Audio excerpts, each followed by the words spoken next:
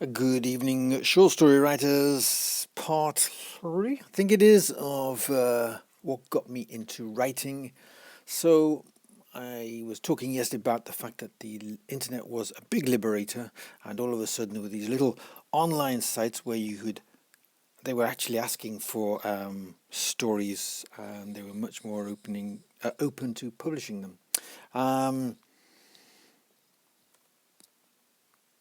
having my thoughts about how they operated. I mean, some of them said, "Oh, we don't want literary things," and then they would print literary things and exclude other kinds of stories, which was a little bit surprising. But anyway, so yeah, I think I said yesterday I got paid for 8 in one form or another, largely in kind.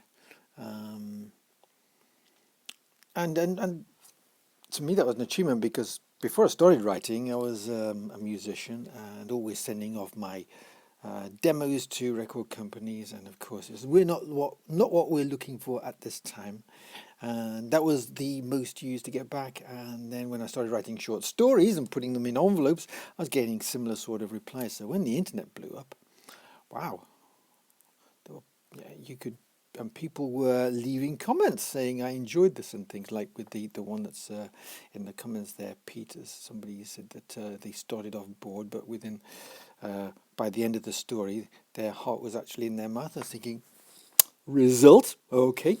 Now, how do you get started writing stories? The whole something weird happens every day routine came to me because um, I forget how the thought came into my head, but I decided to prove it wrong. So maybe it was somebody else's idea that you were surrounded by this, but I honestly don't remember whose or don't remember reading it elsewhere.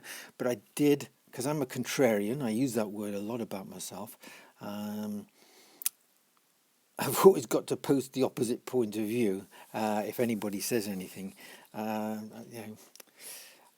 So, having had or experienced this thought that something breaks your routine every single day, I decided to prove it wrong. And I was in Korea at the time teaching, and there's twice a year there's a 3-day holiday. One's called Chuseok and one's called Solal, and for at least one day um, in the autumn, they call it Thanksgiving, but it's a very solemn.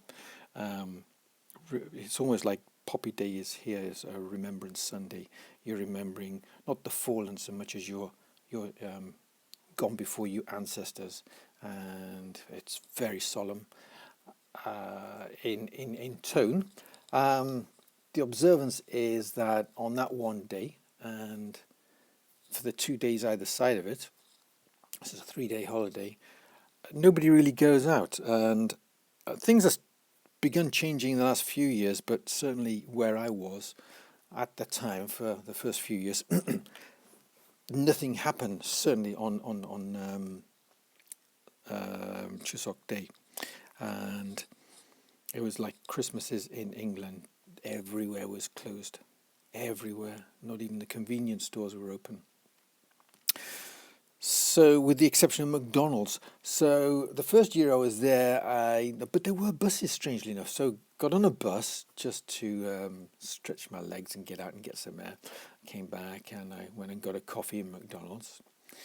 And then the next year I thought, something I'm going to. I had this idea, so I decided to stay in. And lo and behold, I said, I will do nothing out of the ordinary. I will get a shower, eat my 3 meals, and entertain myself as I always do at the weekends. I won't go out and see anybody. There will be no chance for anything unusual to happen. And blow me if something didn't. I ran out of salt. I was cooking dinner and I thought, and it got my mind racing. Not only about the fact that something unusual had happened, because you don't run out of salt every single day, and it is a fairly important thing when you're cooking. I started thinking, supposing I'd been having guests over, I'd have had to give them a spoiled meal, and then from there was the germ of a story. So that was where the material for this kind of training. Because when I teach story writing in a formal setting, or have done in the past, it starts with this idea that you look around your life and then you become the generator of your story material. And so it's not a matter of throwing a dice and opening a book and taking the first line and doing something clever with it, or waiting for the muse to strike, because you are your own muse and you find out where it is. So that's how that part of it started. The stories that I wrote, generally speaking, have a fairly identifiable beginning, although some of them, there's one I wrote called Five-Sided Bivouac, which was the result of a prompt that I read online, and I submitted the story to the site, and they weren't paying, but they were publishing, so it got published as part of their ongoing series. It was something that had arrived in the mail, and you were excited about it. So I thought five-sided, pentangles, and it's a horror story, or slipstream at least. Pete was the name of my sister's doll when I was growing up, and I don't think she liked him very much. There was kind of she had a blonde girly doll as well. Pete, I don't know, there's something about him that really creeped me out. She was my younger sister, but he had these kind of they call bee sting lips, and these eyes with lashes. He had a very feminine face, and it kind of, the girl doll had a more masculine face than he did, and I never really liked that doll. I found him very sinister.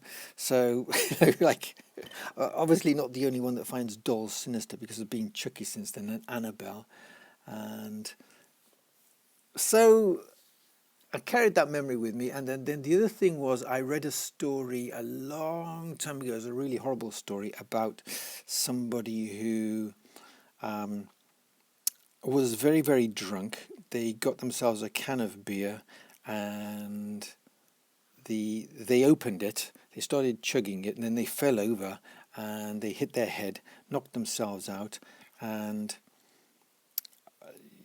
well, you can read the story to find out what happened in the real story. So I merged the two, changed one or two details, and that was what happened. And that was how I wrote most of my stories. There was some fact that I'd either read somewhere and thought, ew, horrible, or had happened to me in my own life, and I thought, ew, horrible. And that then brings us to the reason why I started doing a master's degree, and that is a separate chapter in itself. But all the short stories that got published, they were written in something like 8 or 9 year period, and they weren't the only stories that I wrote. I was sending them out regularly because you have to, and that is how you improve your skills. That, and reading hints and tips from other people who've gone before you. And so, by the time I came to do the master's degree, I felt that I was kind of ready for it. We'll talk about that tomorrow, because 9 minutes, sorry. Okay, going on. Doing this just in case you're interested, because your own writer's journey will be different. Okay, we'll talk about it tomorrow.